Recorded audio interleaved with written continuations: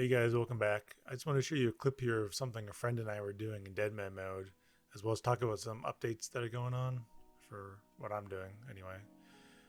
OSBot was down, so we decided to try out DMM mode, and I needed a money-making method. You can't get coin pouches in safe zones, and you might be able to lure RD Knights out into a non-safe zone, but we stuck to this method and used their keys to unlock chests. At lower levels, we sold loot to the store, but at higher levels, you can stay here a lot longer with high elk. At the early levels, I didn't have any beneficial sigils, but when I was alking and I had sigil of garments, which gives you the set effect of rogue's outfit, I was able to successfully pickpocket the guards. Probably wondering why we're putting crap on the table and picking it up. We wanted to see what would happen if I got out of the level 3 to 35 bracket. We wanted to see if it'd make me invincible or not. Unfortunately, it does the opposite. You can't attack other players, but they could attack you. You're also restricted from using the bank, and you can't trade. But we found the workaround for trading by putting stuff on the table, and you can also use the deposit box. You can deposit stuff, you just can't take it out. And of course, I got 2 keys instead of 1, which greatly sped up the process. Unfortunately, you don't get the double loot from the chests, but getting double keys really speeds it up a lot.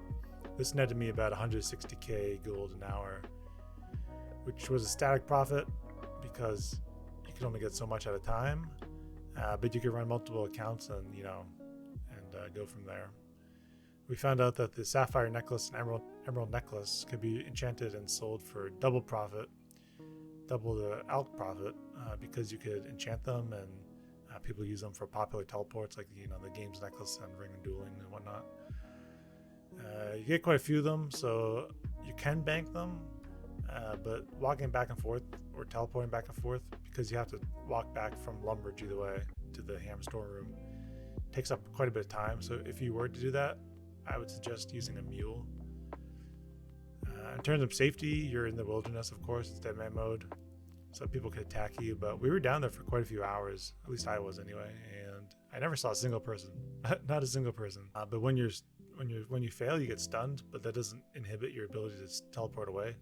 So don't worry, if you get stunned and someone comes, you can still teleport away if you're quick enough. We considered using the grace period after you die to just safely do this, just run back and forth and safely do this. But I think Jagex changed the time limit. I'm not sure exactly what it is, but I think they kind of got rid of our intended plan. In terms of my botting progress, I'm still botting and experimenting with scripts I'm writing in Script Factory. I'm at a bit of a standstill because I narrowed down my bans to using Stealth Quester, specifically their Monkey Madness 1.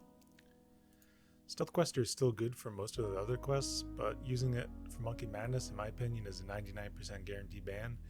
And unfortunately, my accounts rely on completing it for experience and being able to use the Dragon Scimitar for training.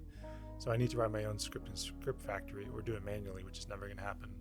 Some other progress is I wrote a script to buy the runes and use them for 17 magic, which gets you Windbolt for Witch's House. I'm currently debugging a Witch's House script I wrote, and I plan to release them as a package deal. When I finish debugging it, I'm going to release it on Script Factory, initially for free for testing purposes, but then sell it. Write more quests that I want to avoid using Stealth Quester. I have a script for almost every other process I use to make my accounts. I need to debug some of them, and I think they're also pretty specific to what I do to make them, that I didn't think anyone would want to buy them standalone, so I'd have to package them together. I need to debug them, and then I'll probably release them on Script Factory in the future. Speaking of debugging, this video was brought to you by Manscaped and Raid Shadow Legends. Just kidding. Anyway, I'll leave the relevant links below to what I use to script, where I get my membership codes, etc. And thank you for watching.